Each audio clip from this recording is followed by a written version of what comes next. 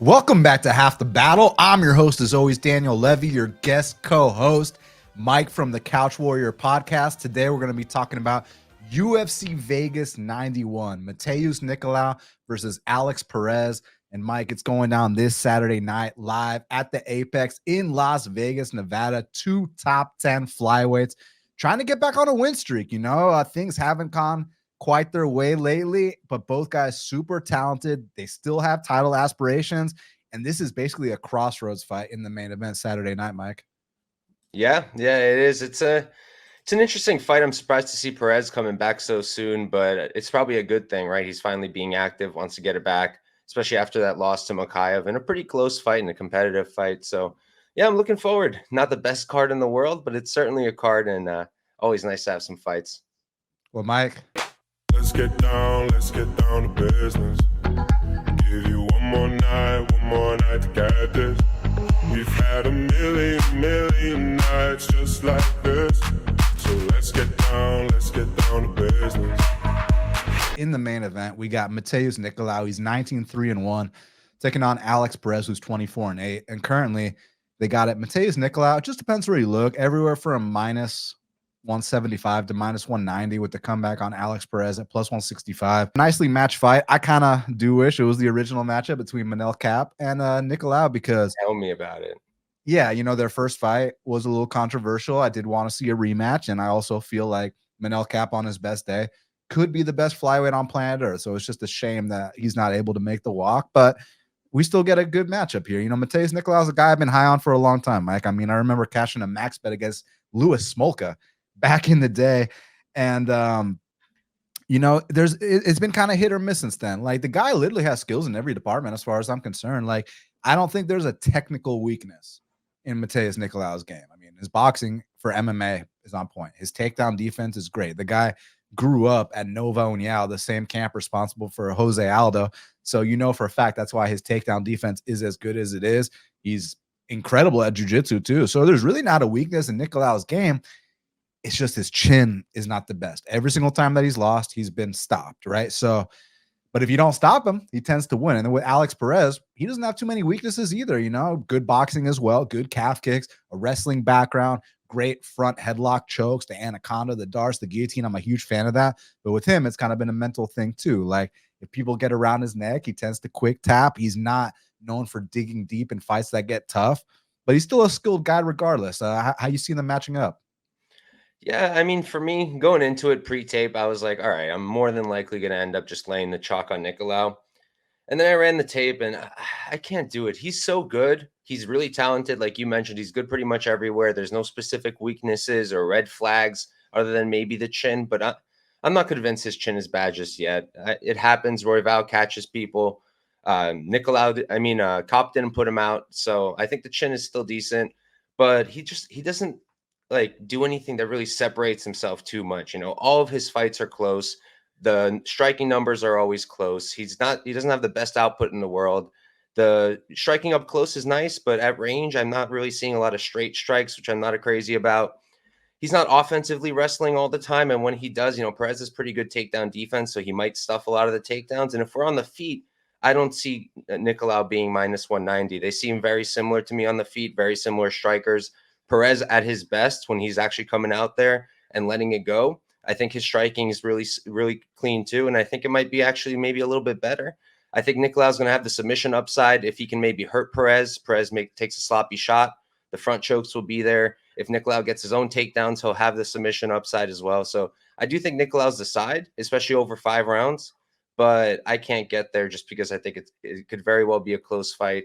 If it doesn't end inside the distance, I think it's anyone's game. So it's a pass for me, but I do like Nicolau to win. Yeah, I just kind of see Nicolau kind of Alistair Overeem. How do you say it? Overeeming it. Yeah, he's got to overeem it. You know what I mean? Like, work around that chin. Like, if you can work around that chin, I think he wins this fight, man. I think he'll just kind of control the tempo, control the pace, and, circle a little bit, try to find his distance, kind of fight behind his jab, stay out of the range of those calf kicks, and just kind of outpoint a guy like Alex Perez. But, we know what to be worried about. And you do bring up a decent point. We do give a lot of crap to Nicolau about his chin, but like, when you think about it, that knee to the face that Royval landed, like you go knee to chin, or even that head kick that Dustin Ortiz landed, shin to chin, like those shots will put a lot of people down. So like a head kick and a knee to the face, you can't give him too much, crap for that. But like at the same time, that's not the only time he's been rocked. That's not the only time he's been knocked out, and he has been hurt in a lot of fights. So you just can't act surprised if Perez hurts him. But I think Perez is one of these guys that, for whatever reason, people love to overrate. And there's a couple of those guys on the card now. On a much lower level, we're going to talk about Dante Mays. For whatever reason, just people love to bet on certain people every single card that they fight on, no matter what. Like, and Alex Perez is one of those guys. Like, people were like running to bet him against Pantoja, running to bet him against Davison, and now they're overrating his performance against Mokaev. Like, people act like he had a great showing or something. Dude, that fight sucked. That fight was terrible. Like, if you look at the numbers in that fight, dude, Alex Perez landed 30 strikes. That's awful. 3 rounds. That's 10 strikes per round on average. Like, come on, man. Like, those are bad numbers. Like, Mokaev looked terrible. Like, there's a reason that Steve Erceg is getting the title shot and not Mokaev. And you know damn well why that is, right? It's because of that Alex Perez fight. That's literally the only reason. If that Alex Perez fight was like 10% better, you'd be seeing Pantoja versus Mokaev next month. If he got the finish, for sure. I mean, like, if he dude, he was like getting down on his knees and like, yeah, it was really bad. It was really fucking bad, dude. Yeah, I like Nicolau to get back on track here. Like, I still think that he's got title aspirations, whereas on a more narrative side of things, I think, Perez is kind of fighting out his contract a little bit, getting his last few paychecks, go invest in your acai business, and you had a great run, my man. So I'm gonna go Matheus Nicolau to take that next step up. Co-main event of the evening in the 205-pound division, we got Ryan Spann. He's 21-9, taking on Bogdan Guskov, who's 15-3, and currently they got it. Ryan Spann minus 190. The comeback on Bogdan is plus 165. Yeah, Ryan Spann, another guy we like to refer to as a talented flake. I mean, the guy's good everywhere. The guy's got ridiculous athleticism. The physical attributes are there. Nice jab, nice hands, disgusting guillotine. It's just kind of a mental midget. How often do you see guys in the top 10 of a division putting like their social media accounts on private? You know what I'm saying? Like little things like that. And he's been knocked out 3 times the exact same way, like the exact same way on a takedown attempt with Travis Brown elbows. And like in that last time it happened, the Johnny Walker fight, where he actually hurt Johnny Walker twice prior, and then he shoots for that sloppy shot. You can hear Saif Saud in the corner like, Ryan, get out of there, because he knew right away like that's Ryan's weak point. And then with Guskov, we still don't know much about him. He's a young kid. He's aggressive. He's got power in his hands. People say he looks like Anthony Smith. He does look like Anthony Smith, but he does not fight like Anthony Smith. He switches stances a lot. He throws his shots from weird angles. But he's still kind of figuring things out. I think if we're just talking about pure skills and pure athleticism, you got to go Ryan Spann. But can you put it past Ryan Spann to pull a stunt? Absolutely not. And I lean Ryan Spann, but minus 190, minus 200 is not a lean price. So I think it's a dogger pass situation, but pure pick, I'm going to go Ryan Spann here. Yeah, I'm in a similar boat as you. Like, I hate this fight because you can't really get a read on Guskov. We have so little tape. The tape that's at a decent level at the UFC does not look great, right? I mean, in the Uzdemir fight, he had some decent moments on the feet, in my opinion, but overall, he just got completely outclassed. In the, what's his name again? Pauga fight. I'm not super high on Pauga at all. So that wasn't. Why not? You don't think he's a future champ? No, I don't know. Maybe a future NFC champ if you guys sign him. But I don't know about a UFC champ. So I don't know how much to take from it. To me, the NFC heavyweight champ beat Mohammed Usman. So I'm not sure Zach Pauga is a future NFC champ either. Okay. Probably not then. But yeah, in terms of what I'm seeing, like Guskov, to me, he just has power. He's got that bonk. I think that in terms of just technique in the hands, I'm not crazy about it. I think he's very sloppy. He's very hittable. The ground game doesn't look very good to me. His takedown defense isn't very strong. He doesn't really know what to do when he's on his back.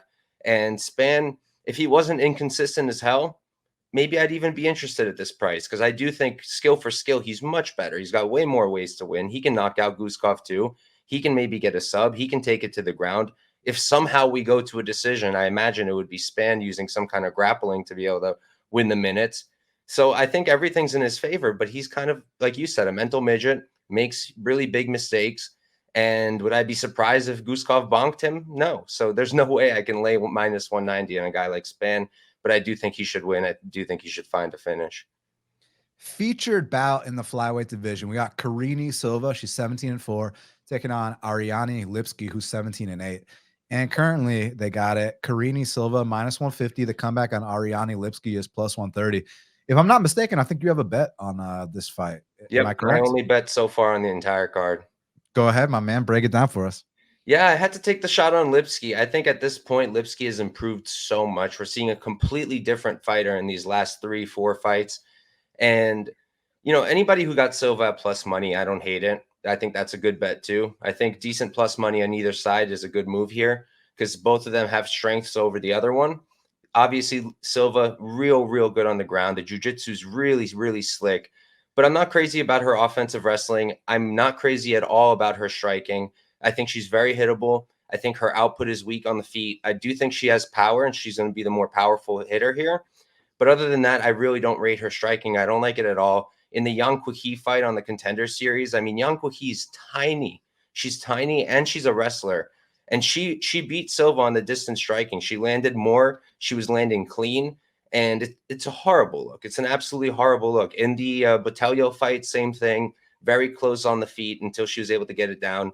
So for me, I think Lipski's a great striker. I think her output is really good. She maintains the range well. I think she should be able to avoid the power shots. And the takedown defense has improved so much. And I'm looking at not the stats. I'm looking at what they're actually doing because wrestling is the one thing that I actually have experience in. So for me, I'm looking for hips. I'm looking for hand control. I'm looking for underhooks. And she's doing all those things. The underhooks right away. You can see it. She's got it primed, sees the shot coming, just shucks it up and keeps going, gets her own striking going again. So for me, plus 130 on Lipski was a pretty easy play. Can she get taken down in sub? Yeah, it can happen for sure. But I think that she wins this fight more often than not. I think slight favorite Lipski would have been the correct line. I agree with you in terms of Lipski making improvements. It's good to see her have confidence and get the results lately because she came into the UFC with a lot of hype. If you remember her debut against Joanne Calderwood, even prior to that, they had commercials for Lipski. They were calling her the queen of violence, because in KSW, she was knocking all these women out. And she didn't quite live up to it. But like you said, now it seems like there's a chance that she's turned a corner, like the maturity, like the mental starting to catch up with the physical. So you love to see stuff like that. But I think that Karine Silva is different for women's MMA. So she's got 17 wins, Mike, and all 17 of those wins, they're all finishes. You do not see women with 100% finish rates. You just don't, let alone 17 finishes. That's just kind of unheard of. And she's so confident on the ground that on the feet, she doesn't care. She'll walk forward, let her hands go, because if you take her down, she's in her world. And if she gets on top of you, forget about it. And we've seen Lipski against the shitty Shevchenko get ground and pound TKO'd, against harmless Montana De La Rosa get ground and pound TKO'd. Priscilla Cachoeira, now she does hit hard, but how often do you see first round knockouts in women's MMA? Not often. So there's definitely a path to beat Karine. You keep this on the feet, you pick her apart, you sprawl and brawl, and then Lipski's going to look like a hindsight favorite. But man, I think one mistake is all it could take for Karine Silva to turn this fight around and get her 18th finish. And I do think she is that dangerous. And I'm a big jiu-jitsu guy. That Z-lock or whatever, dude, I never even heard of that. I was talking to black belts. They didn't even know what the hell that was. Only guys that are deep into leg locks knew what the hell that was. That was some shit that you don't often see. And yeah, I was like, okay, girl, the way she popped her knee with that, and so nonchalant about it too. I don't know, man. I think this girl might be something. The jury's still out because if these were men, right? And you look at someone who's got an 100% finish rate and it's mostly dependent on submissions, you're probably looking to fade them, especially with a sprawl and brawl type fighter. But in women's MMA, where it is catching up, but it hasn't caught up quite yet to the men's level, I feel like fighters like this can still get away with it. And finishing upside is huge in women's MMA. And I think Karine Silva is going to come out here and finish Ariane Lipski. So we're on opposite sides, but you got the bet. So I wish you luck on it, man. I mean, Thank you, brother. There were dog odds on Karine a week ago. Yep. So I wasn't able to get that. I think that those that did a great job. And you know what's funny? Yesterday, Karine was -155, and I see people tipping Karine at dog odds. I was like, I was like, Jonah Hill, like cut, like come on, dog. Like, but yeah, I'm gonna go Karine here. Let's see what happens. Now, next up in the heavyweight division, we got a matchup between how do you pronounce this dude's name? Jhonata? I don't know. I've been saying Jhonata, but I haven't really looked into it. Let's just go Diniz. There you go. Jhonata? Like, someone let me know in the comments. Jhonata, Diniz taking on Austen Lane. Diniz 6-0, Lane 12-4.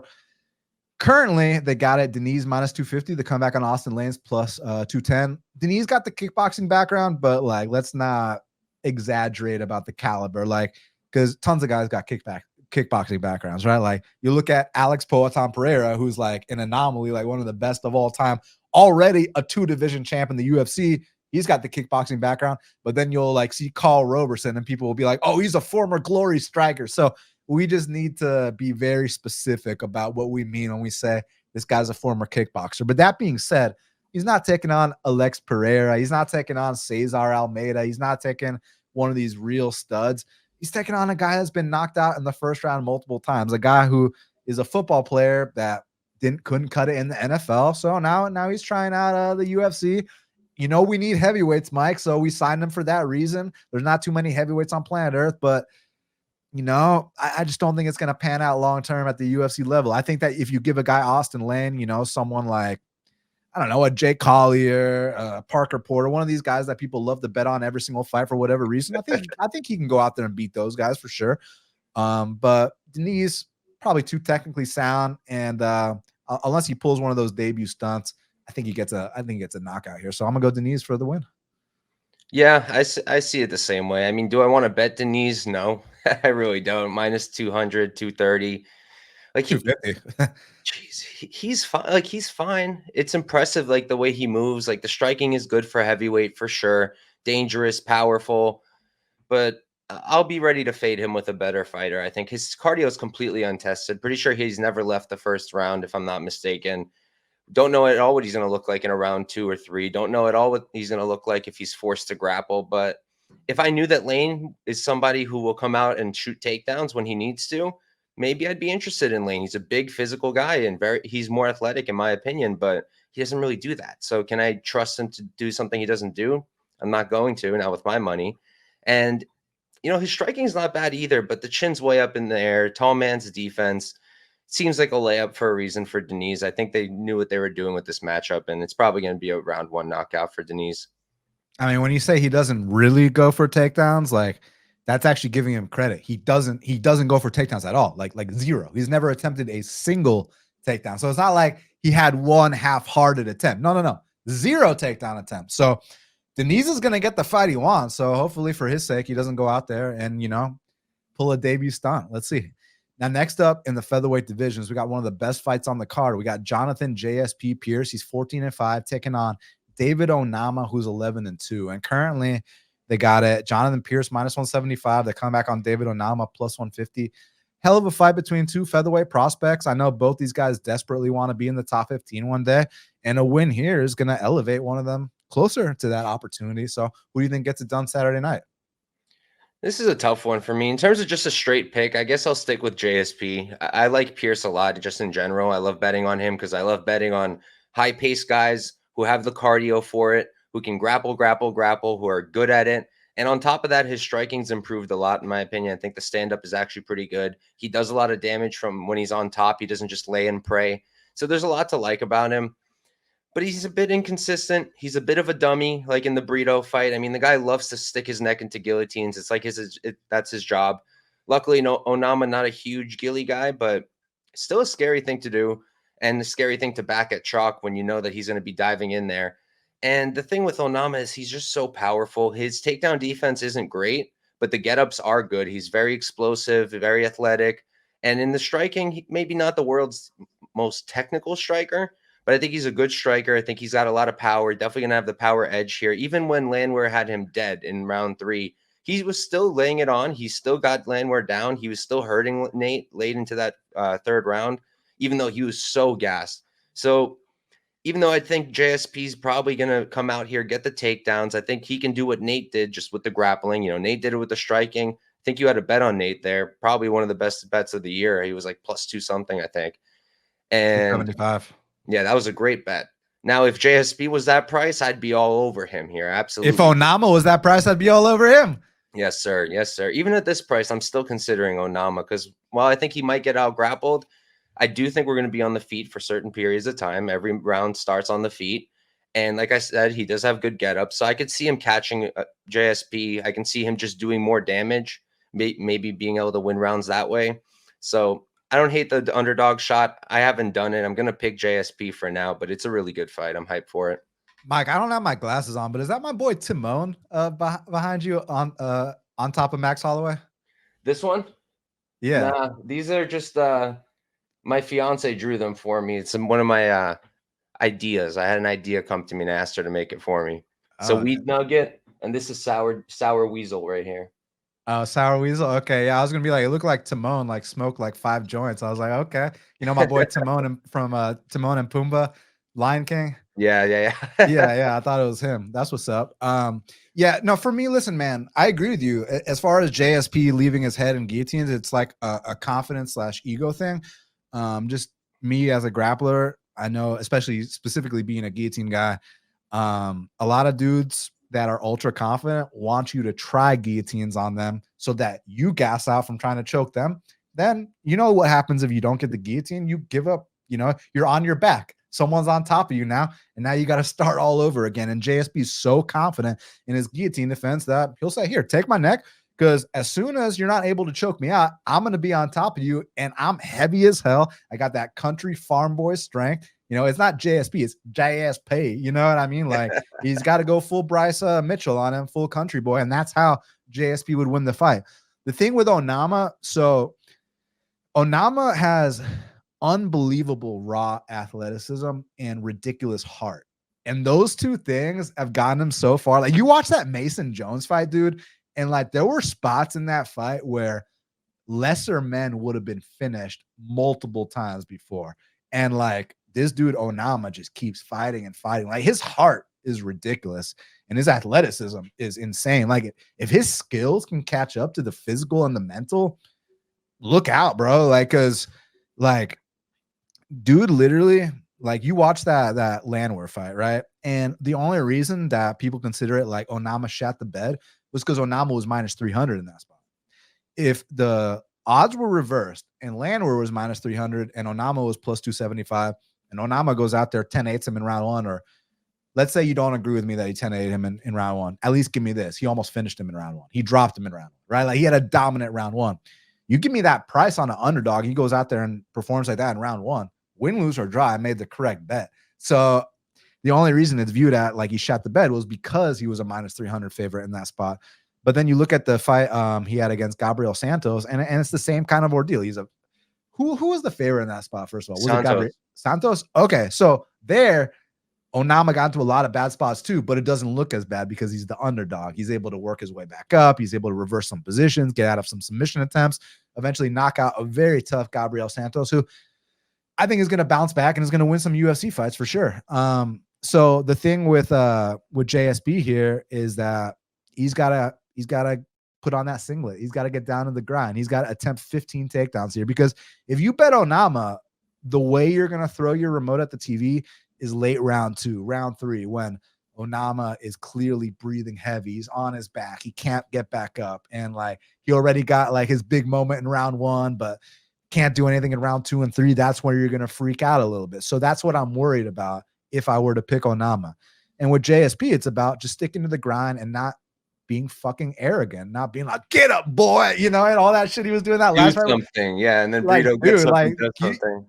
You do not talk to a guy like Joe. Would you talk to Joe Anderson Brito? Like, just looking at that dude, like, would you say some shit like that to him? I wouldn't, you know. So yeah, JSP just needs to get his head on straight, and if he does, I think he probably grinds this out. But one moment is all it could take for Onama. He is that dangerous. He is that potent. He is that opportunistic, and he does have that kind of heart. Like, the fight is not over until it's over with David Onama. You have to give him that kind of credit. So I hope for Onama's sake that, you know, his technique is catching up, because his heart and his athleticism are A1. So I'm going to go JSP here. Now. You said what now? he's at a good camp now. He's over at Factory X. No more Kraus screaming for him to get a KO. So Oh he can yeah, cash when his ticket. Kraft had like $1 million on the money line and stuff. Watching that back was so crazy. I just kept paying attention to the corner, and I was like, my God, this poor kid. Like, dude, I'm about to lose my fucking down payment on this house if you don't go out here and finish Landwehr. It was like that, right? You know, but yeah, lean. I'm a lean JSP, but I think it's probably a dogger pass situation. Now, next up in the welterweight division, we got a matchup between the Dirty Bird, Tim Means. He's 33-15-1. 33-15-1. This man's a serious vet, my man. Taking on Uros Medic, who's 9-2. Currently, they got it. Uros Medic minus 310. The comeback on Tim Means is plus 260. I know for a fact, like a year or two ago, this is a no-brainer to take Tim Means here. The question is, at 40 years old, do you trust his current form? Or do you just even not trust his current form? Do you just say, fuck it, the number is good enough for me to roll the dice and let's see? Like where do you stand? Because for me personally, even if you lean Uros, I can't do no minus 310. I just can't.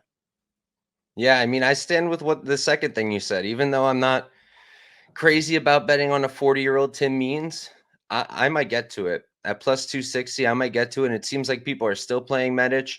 And you know what? I'll sit here and wait. And if I don't end up with a bet, that's probably for the best. And if I get Tim Means like plus 300, well, then my hand's going to be forced because I think that's far too wide. Means even at this age, you know, Fiallo was also younger than him.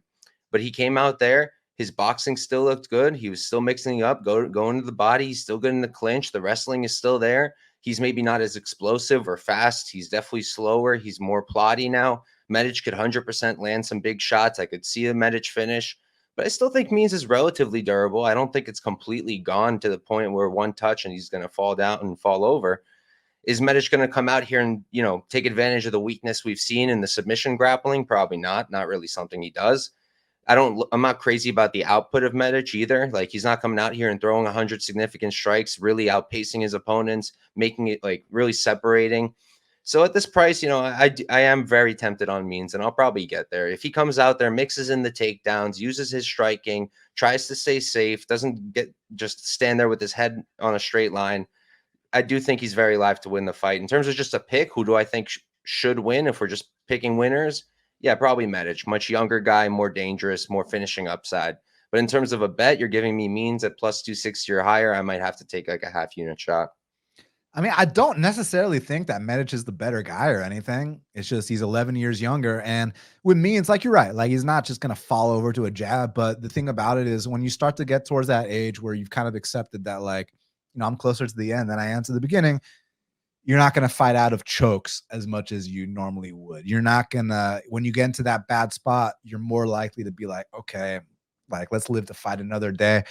Whereas, like, we were talking about Onama, who was like literally willing to die to get his desired outcome, like, Means, you know, I'm not sure how much adversity he's willing to overcome anymore. Not because he's not tough. He's tough as hell. But like I just said, dude, how many fucking fights does he have?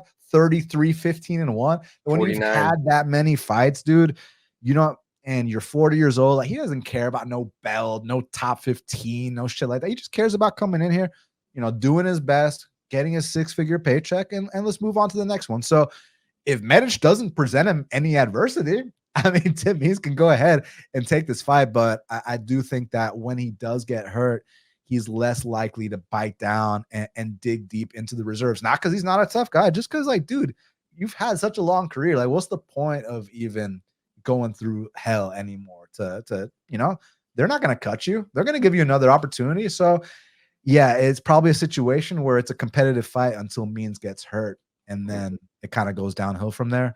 So I'm gonna go Medic, but I mean, I'd love to see the Dirty Bird win. My dream fight, well, one of them is Tim Means versus Jared Gooden. I want to see that. I like that. Like, and they've been talking back and forth, like, respectfully, of course, because they're two vets. One's a young vet, one's an old vet, but they've been wanting to fight each other for years. Like, I want to see that fight. You know, similar record somewhat. Yeah, I want to see that fight. So let's see what happens here. But yeah, I'll lean Medic, but you know, it's a dog or pass situation at those odds. But the reason I'm not passionate about taking the shot on Means is, like, the reason I said, like, one bad spot, and I don't trust him to dig deep at this point in his career, you know? So yeah. Whereas like we saw like Medic really dug deep in that Semmelsberger fight, dude. Like Medic, like he like broke his hand, he got dropped, like he did all these things, and he still came back and won the fight. Like that's what a young, hungry prospect will do. So yeah. All right. Next up in the bantamweight division, we got one of the last members of the WEC, one of the last ever, Rani Yahya. It's not Hani Yahya, it's Rani Yahya. He's 28, 11-1. Taking on Victor Henry, who's 23-6. Currently, they got it. Victor Henry minus 400. The comeback on Rani Yahya is plus 300. Let me remind you what happened last time. Victor Henry was a huge favorite against a 40-year-old Brazilian. Rafael Assunção went out there and 30-27 them. Now, we know that Rafa has a completely different style than Rani. The thing about Rani, man, he's one of like the kind of like Hoist Gracie, Damian Maia guys for the little guys. Like, like that's how he fights. Ridiculous jiu-jitsu. He's got a little sneaky pop in his hands because you don't expect him to throw. So from time to time, he's going to surprise some guys. Like, didn't he knock out Johnny Bedford back in the day? And it was like this, like, it was like a big surprise. Let me look that up if that's true. Someone knocked out Johnny Bedford that wasn't supposed to. And it was like a bit. Yeah. Oh, no, he Kimura'd him. Oh, wait. So he knocked him out in 39 seconds, but then they called it a headbutt. But live, I think they counted it as a knockout win for Yahya, and then they overturned it, and then they rematched and he Kimura'd him. But yeah, sometimes when you sleep on this guy, he will go out there and surprise you. And if you're not on the UFC level, like Hani Yahya is going to submit you. But the thing about it is Victor Henry, check this out, dude, 23-6. So what is that? 29 pro fights. Yeah. So in 29 pro fights, you know how many times this guy's been finished, Mike? Zero times. And, coming from his catch wrestling background, training with Josh Barnett and all of them, I don't think that a 41 or 42-year-old Rani Yahya is going to be the first one to finish Victor Henry. And Victor, you look at the numbers he put up against Hayoni, like, dude, those numbers were stupid, bro. Those are like Max Holloway, Jamal Hill type numbers. Like, you don't often see that kind of stuff. And like, I know for a fact that you put those numbers on Rani, you're going to drown Rani. And that's just the bottom line. So I don't think Rani gets his sub. I think Victor comes out here and probably looks minus 400, to be honest with you. So all respect to Rani. I'd say he is the last WEC member, but Jose Aldo just came out of retirement and he's back. Sir. So Ronnie's not the last one anymore. But man, shout out Rani, man. I've been watching this guy since the WEC days. Like, for real, dude. Like, I've been watching this guy 10 plus years. So all respect. But yeah, Father Time, Circle of Life, all that. I'm going with Victor Henry here. Yeah, I agree with you. I actually think the line's probably correct. I see a lot of people saying the line's crazy. Henry's 36, middle of the road. How are you going to have him at this price tag? I mean, it's the matchup. It's matchup dependent. And can Yahya submit him? Sure, he can submit pretty much anybody with a pulse. Like, he can sub anybody. His BJJ's very, very legit. The hands, though, are pretty horrible. He does have moments, even against Barzola, right? He hurt Barzola on the feet. Dude, sorry to cut you off. You know who else Rani Yahya hurt on the feet? Ricky Simone. Ricky Simone. He rocked Ricky Simone. I'm serious. Go back and rewatch that. Yeah, so he has his moments on the feet, but overall, I think his striking's pretty poor. The striking defense is definitely poor. Takedown defense is bad, but that's you see that with a lot of these high-level jiu-jitsu guys. They're just happy to go to the ground. If you're the one who takes them there, that's your problem. They're happy to go down there. But I do think Henry has the jiu-jitsu to be able to defend for the most part. I think that his BJJ is pretty high level, obviously nowhere near Ronnie's level, but enough to be defensive and be able to defend submissions. And if he can keep it on the feet, which I do think he can do, I think his takedown defense is very solid. And Rani, not the best offensive wrestler. I think someone like a Assunção or Barcelos are much better wrestlers than him. His jiu-jitsu is very good. The single legs are good. But overall, the wrestling to me isn't too crazy. So I think Henry can keep it on the feet, use that output, use that striking. I think he should roll here. Maybe a late finish for him might be something to look at. So I just want to share a little bit of personal news. Not that it's anyone's business, but I just got the text. So my dog, Oscar, shout out to my boy, Oscar, 8 years old. So about a year ago, he had like a growth on his back that I noticed, right? So we get it tested and they tell me he has cancer. And then, so they remove the growth and they're like, oh, it's actually benign. So he's good to go. but we recommend you do regular tests like every 4 months just to make sure it doesn't come back. And they also said something like, with this kind of cancer, he probably only has 6 months to live. So fast forward a year, he outlives that 6-month expectancy by an extra 6 months. But I felt another growth on him again. So I take him to get checked, and I just got texted that he's all good, no spread. Let's fucking go! Let's go. Woo! That's my boy Oscar. Fucking miracle, bro. So let's go. Thank you. All right. Now, next up in the lightweight division, we got a matchup between Austen Hubbard. He's 15-7, taking on Michal Figlak, who's 8-1. Currently, they got it. Michal Figlak -175. The comeback on Austen Hubbard is +150. So longtime listeners of Half the Battle know we got a nickname for Austen Hubbard, and no disrespect, but at the UFC level, we kind of call him Harmless Hubbard because he's not going to go out there and destroy anyone. He's not going to finish anyone. He's going to kind of just compete and exist with people. But like, to give him credit, like I remember when I bet Davi Hamosh against Austen Hubbard at I think I laid like -300 or something like that. I laid like big chalk, and I'm thinking we take his back one time, we choke him out. Like, dude, like we end up 30-27ing him, but like Austen Hubbard like survives like all the choke attempts against Davi Hamosh.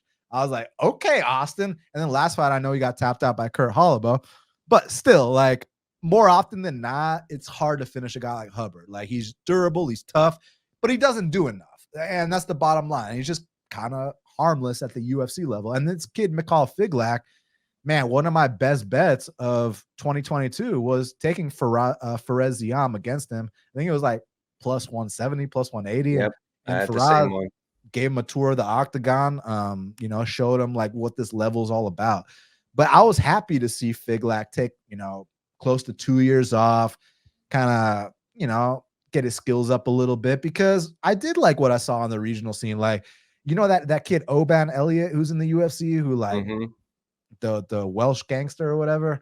I think that guy's massively overrated. My boy Figlak went out there and knocked him out. Like Figlak's got some good wins on his regionals, and he is a physical guy, and I do think he's well-rounded. I just think that the lights were a little bit bright in that debut, and Perez Ziam's like, he's been thrown to the wolves since day one. Like that guy, they were basically like, hey, Perez, sink or swim at age 21, right?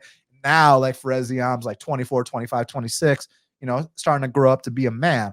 So Figlak just had to get the run of that. But now I think he's taking the proper amount of time off, and he's got an opponent in Hubbard where, yes, Hubbard is more experienced. Give him that for sure. That's not a debate. That's a fact. But he's harmless. They're like, this guy, he's not a knockout threat. He's not a submission threat. He's not a grind you out threat. He's just if you're not UFC caliber, he can, kind of get by you. Like, what was that Canadian kid's name that Austen Hubbard beat? Like, Prepelec, was it? Was it Prepelec? Yeah, Kyle Prepelec. Like, you watch that fight, dude, and like these fights that Hubbard's winning, he's like barely getting past these guys. Like, it's like tit for tat. So this is a great opportunity for Figlak to come out here and get your first UFC win. Like, if you've watched tape on Austen Hubbard, you know exactly what to expect. This guy's not going to come out there and throw any curveballs. Like, you know exactly what to expect. So hopefully Figlak's ready for that. I assume he is. Like, you've had 2 years. Like, you've had 2 years to get ready, to think about what went wrong that first time. And I do think that Perez Ziam is someone that's actually improving, whereas Hubbard has been the same harmless Hubbard since day one. So yeah, I'm going Figlak by decision here. Harmless Hubbard is a pretty funny one, but yeah, he's just, he's well-rounded. He's a serviceable underdog. You can trust him, like you mentioned, for guys who aren't necessarily UFC caliber. You can trust him at +150 or whatever to come out there and get the job done. And he's still good enough where I'm not really ready to lay I think it's like -175 now on Figlak. Like, I need him to come out here and show me that he can compete at this level, even though, I do think Ziam is much better than Hubbard at this point in their careers. But I need to see him and come out here and actually look decent, because that was a pretty rough performance. I do think he's going to have the finishing upside. I think he does have power on the feet. I know Hubbard's never been knocked out, but, all these fights add up. At this point, he's had, what, 7 plus 15? That's 22. Not a big math guy. 22 fights, taking a lot of damage. He's been finished. not by knockout, but he's been finished before. So I can see Figlak being able to cause damage, win on the feet, get maybe a knockout. I think Figlak's takedown defense is pretty solid. It wasn't great in the Zium fight, but again, bright lights could have been a factor there. I do think his takedown defense is pretty good. We saw that in the Agi Sardari fight. Sardari is actually also a pretty good guy on the regionals over at Cage Warriors, so that's a good win. And he was able to stuff the takedowns there. When he gets taken down, his scrambling is pretty solid. So even if Hubbard does get his wrestling going, and I don't think Hubbard's control is that elite or anything like that. So I do think Figlak can get back up and on the feet, just do his job. You are the better striker, land your shots, and I think a decision's most likely. I think Figlak should take it, but plus 170, minus 175 is a little tough to ask for him right now. Yeah, I'm just gonna sit back and watch it, and hopefully for his sake, he can go out there and do a job that many men have done before him. Like if you have aspirations of being a UFC fighter and you haven't figured out how to beat Austen Hubbard yet, there's a problem. So let's see if he's good enough. Now, next up in the heavyweight division, we got a matchup between Don'Tale Mayes. He's 10-6, taking on Caio Machado, who's 8-2. And currently they got it to pick him with a slight lean on Machado. Minus 115 Machado, minus 105 Mayes. So this is another one of those fights, like for whatever reason, every card, there's like a shitty fighter that everybody loves to bet on. And it's usually a Jared Bandera, a Parker Porter. Who are some other of these guys? Like there's always that one shitty fighter that people just obsess over for whatever weird reason. Josh Parisian. Like there's so many of them. Like we're just naming heavyweights. There's dudes in other weight classes too. Oh, back in the day, it was this kid, Mads Burnell, like who like got finished twice in the UFC and everyone was crying like the UFC had just released Jose Aldo or something. Like, dude, like people get these weird like love affairs with guys that just aren't on this level. And Don'Tale Mayes is one of those guys. Yeah, and for whatever reason, people love to bet him every single fight, and he loses pretty much every single fight. And the thing with this guy, Machado, he's actually underrated. Let me explain what I mean before everyone freaks out. When I say underrated, no, that does not mean I think he's going to go out there and dethrone Aspinall. No, that does not mean I think he's a future top 15 guy. When I say underrated, I'm saying everybody says that Caio Machado is like the worst fighter they've ever seen. I disagree. I think there's tons of worse fighters than him. And in fact, if you look at his numbers from his two fights, his Contender Series and his UFC fight, like the numbers show the opposite of the worst fighter anyone's ever seen. Like this guy goes out there on Contender Series, he outstrikes his opponent on significance 121-17. His opponent might have been a heavyweight's putting on 100 significant strikes and you go 121-17. Hey, dog. Okay. Then the next fight against Mick Parkin, yeah, he loses because he got taken down a couple times, but he doubled or tripled him up on strikes as well. So you look at Caio Machado's striking ratio, and I understand it's only a 2-fight sample size, but granted, this isn't a 2-fight sample size where if there were 2 first-round knockouts that lasted 1 minute 30 seconds. This is a 2-fight sample size that each one went the full distance. So we have a 30-minute sample size of Machado. And you know what his striking ratio is, Mike? He lands close to 7 strikes per minute, and he only absorbs close to 2 strikes per minute. Like that's like a real striking ratio right there. The guy's 64% accurate on his strikes, and he's 64% accurate on his defense, and he's got 82% takedown defense.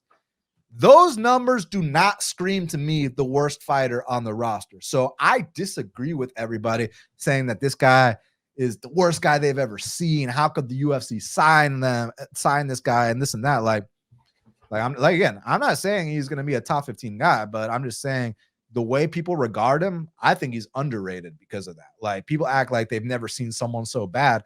And that's kind of how I feel about Don'Tale Mayes. I think Don'Tale Mayes is the guy that's one of the worst I've ever seen. Like Don'Tale Mayes, like if you go back to Contender Series, when Snoop Dogg says that you're not invited to the gang fight, like I'm from Atlanta, Georgia. I'm from the South. So I know firsthand like about the way that certain people talk and, you know, certain people are invited to the barbecue and whatnot. And I know that what fighting words are. And I know that like someone from where I'm from getting told that they're not invited to the gang fight or to the barbecue, like that's like a big insult. Like that's like a stab on your manhood, bro. And Snoop Dogg was right, because you know who Dante lost to in that fight? Alan Crowder, one of the biggest bums we've ever seen in all our years watching the sport. So he has to come back to Contender Series not once, not twice, but thrice, Mike. Then he comes to the UFC, and Cyril Gane, who's like, you know, an incredible striker, is leg locking him, is heel hooking him. We think that Cyril Gane's this black belt against Dante Mays, right? Then Dante Mays, you know, Rodrigo Nascimento walks through him. Then Dante Mays has a 50-50 fight with Rocky Martinez. Rocky Martinez, okay? The strike count was 59-58, okay? Then he humps Josh Parisian's face. Congrats. If you're a UFC fighter and you haven't figured out how to beat Josh Parisian yet, there's a big problem. Then I remember the Hamdi Abdelwahab fight where this dude's like this, like, you know, 4-0 Egyptian wrestler that no one's ever heard of, and everybody can't wait to bet Dante Mays against him. Like, it's like, this is the biggest lock anybody's ever seen in their fucking life. Pulls another stunt there, like does some real stupid shit. Doesn't he try to like lateral drop him, then ends up on his back? He did one of those stupid things. It was a mess. Then he fights Augusto Sakai, you know, easily loses that. Hey, I got to give him credit. He knocked out the legend Andrei Arlovsky. Andrei Arlovsky was born in 1979, my man. And then he rematches Rodrigo Nascimento, loses that too. So now everyone can't wait to bet him against Caio Machado. Like, dog, stop it. I think Caio Machado is going to outdog this guy. Like, I think that Dante Mays is one of the worst fighters in the heavyweight division and in the UFC. I don't care if he's 6'6". I don't care if he's got an 80-inch reach. I don't care if he's John Jones punching bag. The guy ain't on this level. And I think Caio Machado is going to get his first UFC win just by wanting it more, just by pushing harder, just by digging deeper, just by having more output, just by having more dog. I'm going Caio Machado here. Dante Mays is a bum. Yeah, man. I mean, I think both of these guys are probably some of the worst on the roster. But in terms of the worst we've ever seen, at least under the banner, that's probably Machado's Dana White's Contender Series opponent, that dude Saflarski. I mean, my God, that guy just did nothing. He just pulled up to the Contender Series and did absolutely nothing. Like, what's the point of coming on the show if you're not even going to try? Like, that was just horrible. For me, like, Machado, like, technique-wise, he does look pretty horrible. I mean, all his shots are just crazy winging shots. Everything is super sloppy. But he does have the output. He does come forward. His takedown defense is pretty good. You know, Mick Parkin's a decent wrestler. He's no D1 athlete, but he's a decent wrestler. And for a tub of grease, he can fight. Yeah, and I mean, Machado defended, I think, like, it was like 20 takedown attempts or 17, something crazy like that, and he only gave up 3. So that's pretty good. And let's not pretend Mays comes out here and just tries to grapple every fight. He did it one time against Parisian, and people have never let it go. Now they're always expecting D1 Mays to come back here and do the same thing. Can he? I mean, if he tries, maybe he can. I still think Machado's takedown defense isn't the best. I could see Mays actually getting takedowns, but can you trust him to do that? And on the feet, again, technique-wise, I think Mays is a bit cleaner. He actually throws straight. He's got a nice jab. He follows up well with the 1-2s, but his hands are way down. Output isn't the best. Fight IQ, definitely not the best. So can I see Machado just coming out here and outstriking him in every single round, landing the bigger shots because Mays' hands are way down? Yeah, I can 100% see it. I lean the Mays side. I don't think an underdog shot on him is the worst. I mean, if you're playing him at minus 170, get help. But if you're playing him as an underdog, I can understand. I just can't do it because I don't trust him. Like, who fights for your money here? Like you mentioned, who's got the dog in them? It's definitely Machado. He'll show up and fight for your money, whereas Mays could be winning and he can wilt. He can all of a sudden drop the ball. So not really someone I want to trust with my money. Mike, when people act like Caio Machado is the worst guy on the roster, I can literally name you 5 fighters on this card that are worse than Machado. You ready? Go for it. You ready? Dante Mays, Marnic Mann, Ketlen Souza, Ivana Petrovic, and Liang. I just named you 5 fighters on this card that are worse than Caio Machado. So y'all got to stop with this bullshit. Like, again, people are going to take what I'm saying and they're going to act like, oh, Daniel thinks Caio Machado is going to dethrone Aspinall. No, I don't. I just think he's going to beat this bum Dante Mays, and y'all got to stop this weird-ass love affair with shitty fighters is all I'm saying. Now, next up in the strawweight division. Let's just keep it short and sweet. We got a matchup between Ketlen Souza, she's 13-4, taking on Marnic Mann, who's 6-2 currently. They got a Ketlen Souza minus 335. The comeback of Marnic Mann's plus 275. Yeah, I'm not going to lay that kind of chalk on this fight, but Marnic Mann only has one way to win. She's super short and stocky. Her way to win is to get on top.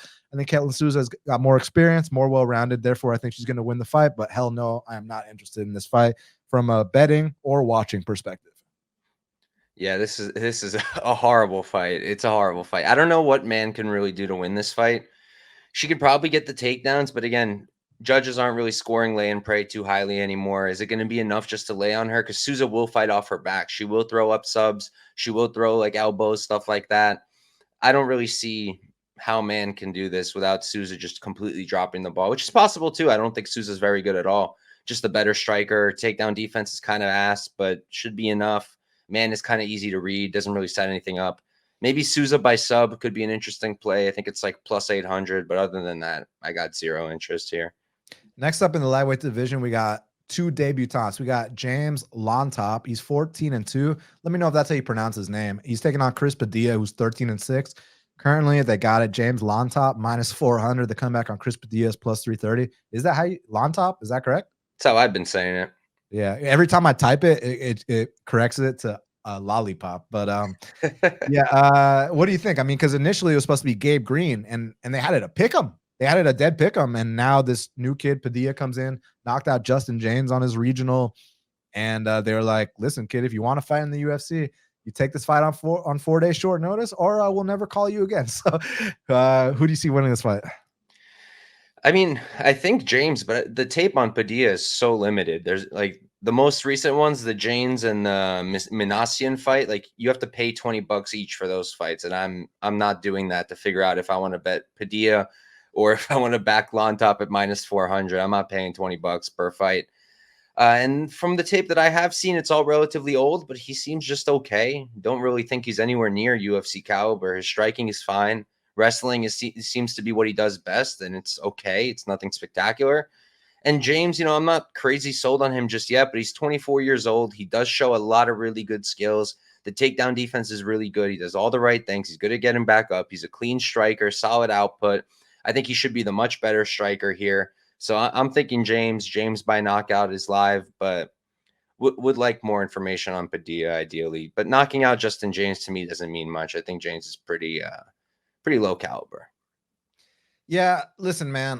The thing with Lontop, we still don't know much, but I liked what I saw in Contender Series. Like tripled up his opponent on strike, seems decently well-rounded, got the good sprawl and brawl game going. So yeah, I mean, it'll be interesting to see what he does at this level. I wasn't too familiar with him as a prospect prior to Contender Series, so that was kind of the first time I was introduced to him. And then Padilla, I've actually heard of him from his regionals, but I always kind of viewed him as like a regional journeyman. So I was just didn't think he'd make it to the UFC unless it would be one of these like last minute, like literally we have nobody else that can take the fight. So if you want your UFC opportunity, kid, here it is. And sometimes these guys make the most of it. Sometimes they'll go out there and they'll have their little moment. Like we talked about how this kid knocked out Justin James. Well, when Justin James made his UFC debut, he goes out there, knocks out Frank Camacho, never wins a fight again. But just saying, from time to time, like these vets will have their little moment where they finally get their flowers. Because like I ain't laying no minus 400 on Lollipop. You know what I'm saying, man? So to me, it is a dogger pass situation. But as a pure pick, I got to go Lontop here to win this fight. He's the prospect here. Whereas Padilla, regional journeyman. So let's see what happens. Next up, let's keep this one short and sweet too. In the flyweight division, we got Ivana Petrovic. she's 6-1, taking on Liang, who's 19-7. Currently, they got it. Ivana minus 465. The comeback of Liang plus 365. You know how we were talking about these fighters that people love to bet on? I was gonna say this is me. For whatever reason, they have love affairs with these fighters that don't win fights. And Liang's one of them. Now, to your credit, she is a plus 350 dog here. It's not like you're laying chalk. It's not like you're and then Ivana, like the hell is she proven to be minus 500? It's more so the fact that who she's fighting, like Liang seems like she goes what's the proper term for women? She goes labia to the wall in first round, like balls to the wall. I don't know. She goes hard round one, and then when that doesn't work, then it's over. Petrovic, nothing special, but I guess she's minus 500 for a reason. Dude, I have no fucking idea. I literally don't even want to talk any more about it. I'll lean with the favorite. Hopefully Vegas is right, but yeah, that's all I got to say. Yeah, like you said, this was my fighter, that her and Lacerda, because every time they're huge underdogs, and I felt like they got some talent that was underrated, kept backing them. But at this point, I think I've learned my lesson. Plus 380, plus 400 still won't get me on Liang. She's a terrible striker. She's a decent grappler, but the cardio is just not there, and she doesn't have that dog in her. When she's tired, she's ready to go. And Petrovic, she's fine. She's fine, but she's a decent grappler. She's not going to be smaller than Liang. Liang's been bigger than most of her opponents. She won't be here. And Petrovic does have good cardio. Her striking is fine. At this point, it's like a system play. Every time Herbert Burns fights, I'm betting round 2, 3 for his opponent. Probably going to be betting Petrovic round 2, 3 here as well. You're going to be pissed off if they give Herbert Burns another fight and he gets knocked out in round 1, you know? Comes with the territory. I could so see that happening too, like at this point, you know. But anyways, last but not least, now this fight I like. In the lightweight division, we got a matchup between Maheshate. So here it says it's Maheshate Hayasire. Dude, I want to say Hayasire with like a pirate voice. Hayasire. But some people were saying his name was Maheshate. I've seen that. Either way, Maheshate is 9-3, taking on Gabriel Mowgli Benitez, who's 23-11 currently. They got it.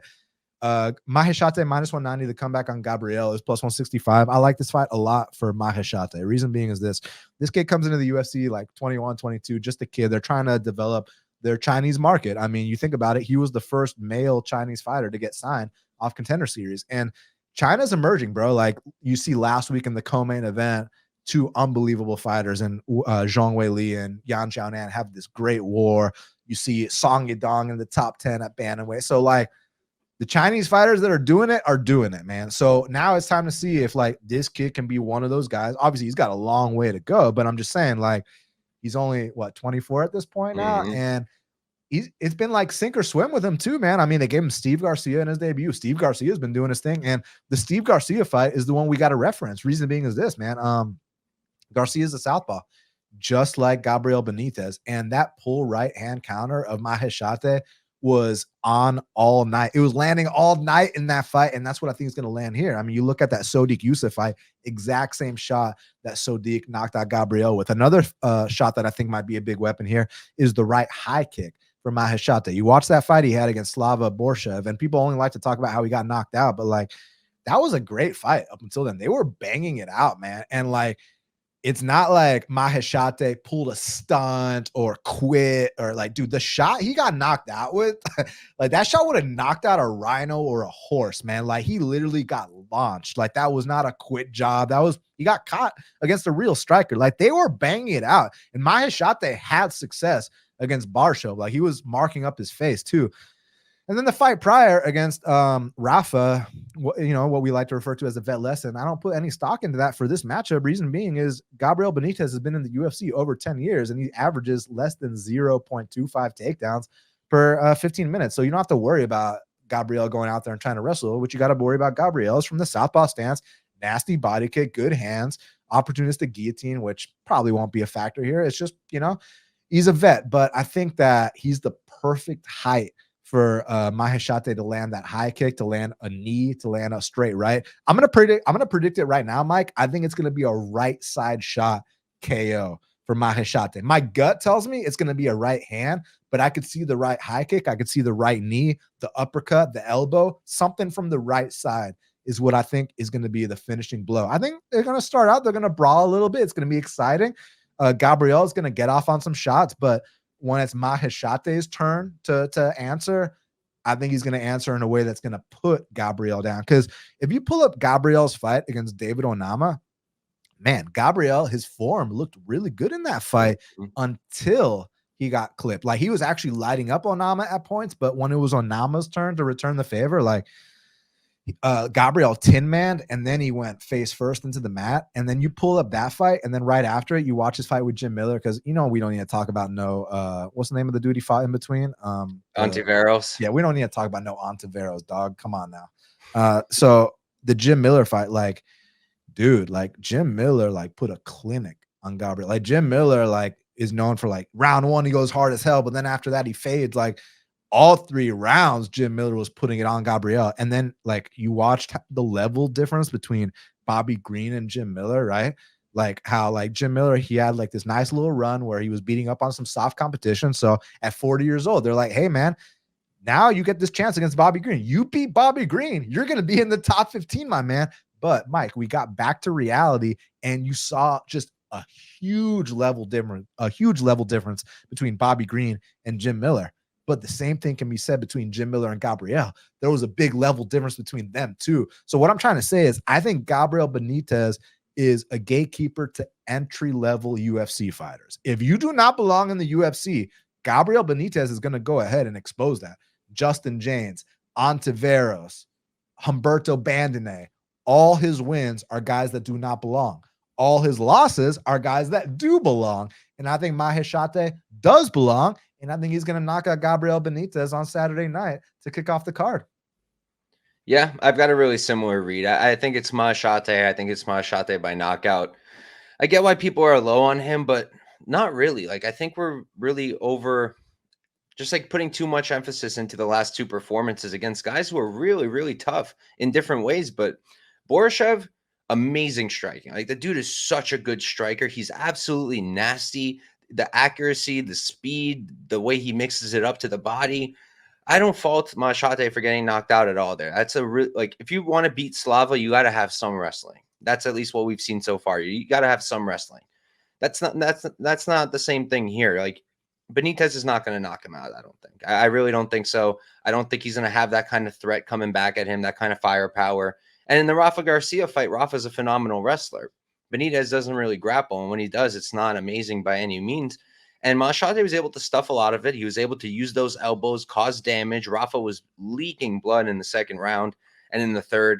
I love those elbows and the knees that he uses, the way he steps into it, the way he mixes it into his combos.